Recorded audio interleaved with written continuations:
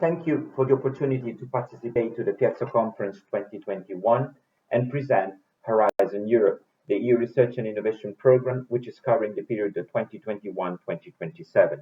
My name is Luca Polizzi. I'm Attaché for Research and Innovation at the European Union Delegation to the State of Israel, but I'm also part of the Horizon Europe Association unit of the Research and Innovation of the European Commission in Brussels.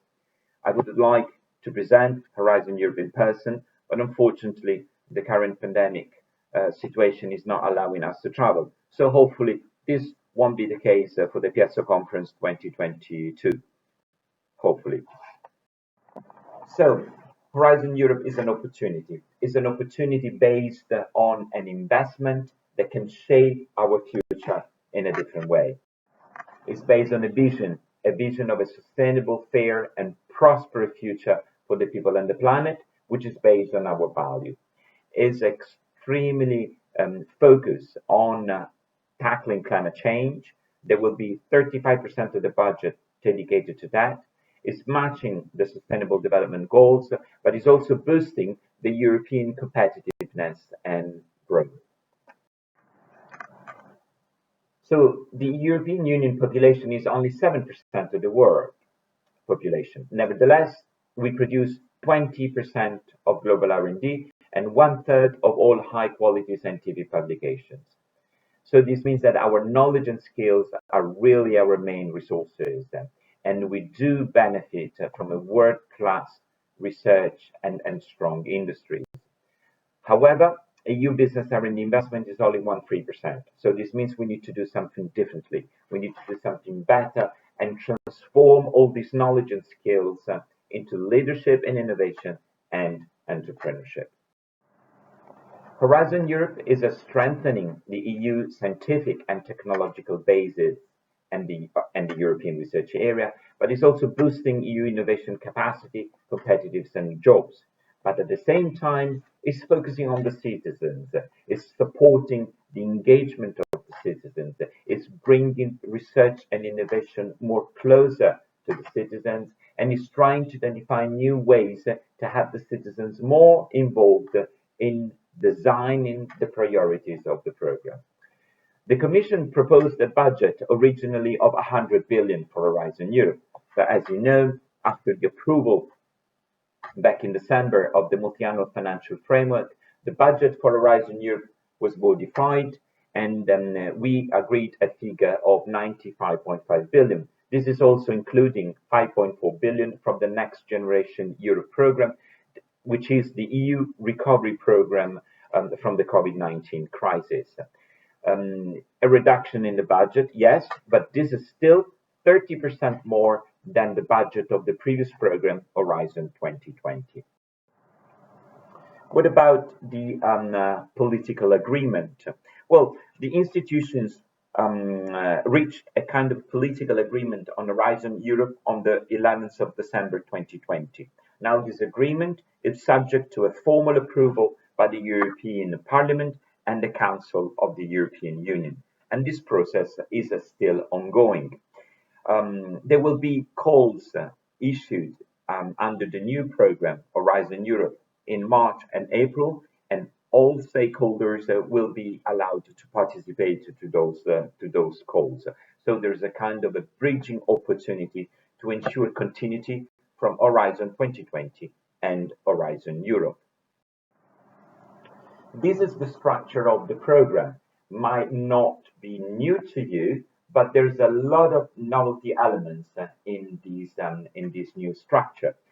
Pillar one is focusing on excellent science, so breakthrough research through the grants of the European Research Council, but is also giving opportunity for mobility and fellowship under the Marie Curie's actions. It's also supporting research infrastructures. Under pillar number two, we'll be looking at global challenges and supporting the European industrial competitiveness. This is where the research communities will carry forward collaborative research. Priorities are divided between a number of clusters. So there is an opportunity in the area of health, culture, creativity, but also inclusive society. There's support to develop more secure and more prosperous society. There's support to the digital, to digital, to industry and space, but also climate, energy, and mobility. There are opportunity also in the area of food, bioeconomy, natural resources, agriculture, and the environment. Under pillar number three, there is the opportunity to invest in innovation and bring innovation as closer to the market. This will be possible thanks to the development of a new entity, the European Innovation Council, thanks to support to the European innovation ecosystems to bring them closer together. And there will be also opportunities for the European Institute of Innovation and Technology. When we look at the budget, we can see how it's going to be distributed across the different pillars. We can see that the global challenges and European industrial competitiveness, where we have the bulk of the research activities carried forward by the different communities. So the collaborative dimension of the program, these pillar of the program is receiving more than 50% of the total budget, so 53.5 billion. Nevertheless, excellent science, so Marie Curie in research infrastructures and European Research Council grants, we receive 25 billion. That is still a substantial amount of funding. There is also an interesting amount of funding for Innovative Europe, the third pillar, and also 3.4 billion to widening the participation of the program. So let's look at the central elements of these programs and the main novelties of the. So the novelties of the new programs are based on lessons learned from Horizon 2020 and the interim evaluation report of the old program. So we noticed that it was important to support breakthrough innovation, and that's why in Horizon Europe we developed the European Innovation Council. We noticed that it was important to develop more impact-oriented research and involve the citizens. That's why in Horizon Europe we have the Research and Innovation Mission. It was critical to strengthen the international cooperation. And in Horizon Europe, we have even a more extended association policy. So what does that mean? It means that even if traditionally the association to the program was possible for countries in the vicinity of Europe, now it's possible also for countries outside the neighborhood of Europe. And in fact, we have countries like Australia, New Zealand, Canada, but also Singapore, South Korea, which are extremely interested in become associated to the new program. In terms of lessons learned, we also learned that it was important to reinforce openness, and that's why we have a new open science policy in the program. It was also important to reduce the number of partnerships and rationalize those partnerships. That's why in Horizon Europe we have a new approach to partnerships. At the same time, we had to encourage participation and spread excellence across Europe. The European Innovation Council is therefore one of the main novelties of the new program. The new council is helping innovators to create new markets for the future, leverage new funding, and also increase the opportunity to scale up their companies everywhere in Europe. It's very much innovation centric, so this means it's really high risk taking, and it's based on two main funding instruments: the Pathfinder and the Accelerator. The Pathfinder is providing grants to cover from early technology to pre-commercial, while the Accelerator is providing not only grants but a blended approach to finance. So this means there are also loans and equity opportunity, and will cover for from pre-commercial to market and scale up. The EU research and innovation missions are another novelty in the program. Missions have to be bold, inspirational, and they have to have goals which are measurable, and therefore they need to have a strong impact on society and on the policy making. They have to resonate with the citizens, and the citizens have to be involved in the development and in defining the priorities of those missions. So far, we have identified 5 missions areas that are going to be operationalized mainly in the area of the global challenges and the industrial competitiveness pillar, but they can benefit also from actions across other parts of the program. There you go. These are the 5 mission areas. We have adaptation to climate change, including societal transformation. There's a mission on cancer. There's a mission on soil, health and food, but also a mission on climate neutral and smart cities, and a mission on healthy oceans, seas, coastal and inland waters. There's also a new approach to partnerships. There were so many acronyms. Sometimes even we at the European Commission, we got lost across all those acronyms. So it was time to simplify, reduce the number of partnerships and make them more open. So increase the opportunity for other players to enter those partnerships and be actively involved in them.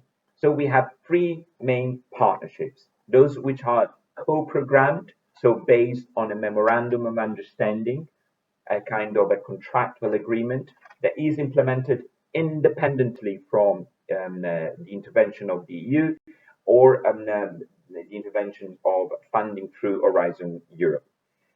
Then there are partnerships which are co-funded, so they are based on a joint program that is agreed between the partners, is implemented by the partners, and there's a financial contribution from the partners that could be in kind, and those partners can also apply to funding through the calls of Horizon Europe.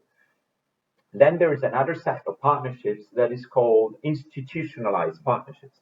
So these partnerships are partnerships where the European Union is actively involved in establishing the partnership, developing the partnerships, defining the goals, the priorities of the partnerships, and the deployment of the different actions. These are partnerships based on the Article 185 and 187 of the European Union Treaty.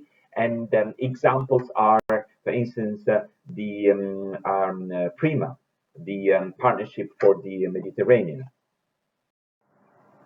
These are the areas of some of the institutionalized European partnerships: health and innovation, key digital and enabling technologies, metrology, EU air traffic aviation and rail, sustainable bio-based solutions, hydrogen and sustainable energy storage, clean, connected mobility, and innovation in small and medium enterprises.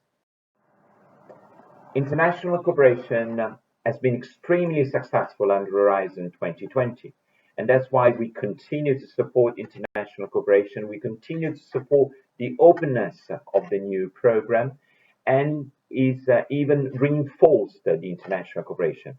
As I mentioned before, association is possible not only in the vicinity of Europe, but is an opportunity for countries across the world under certain conditions. And so far, countries like Canada, Australia, New Zealand, Singapore, and South Korea, New Zealand, they express a high interest in become associated to the program, and we are currently discussing how to take the dialogue forward in a possible association. Open science across the program is mainstreamed, and it's important to have a better dissemination and exploitation of all the R&I results. So it's mandatory to have an open access to publications, while there is an opportunity to have open access to research data in line with the principle as soon as possible, as close as necessary, and indicated in the mandatory data management plan that this is now a specific requirement. Let's look at the program in detail. So excellent science, pillar number one, will have an allocation of 16 billion for the European Research Council, supporting frontier research. There will be 6.6 billion to support fellowship programs under the Marie Slowacka-Curie actions, and there will be an allocation of 2.4 billion to support research infrastructures in order to have them more integrated, interconnected between them.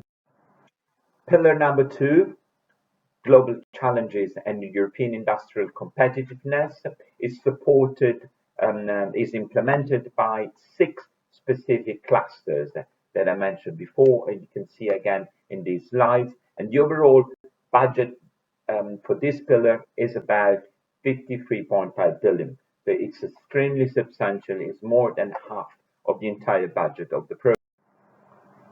You can see here the budget distribution between the different clusters.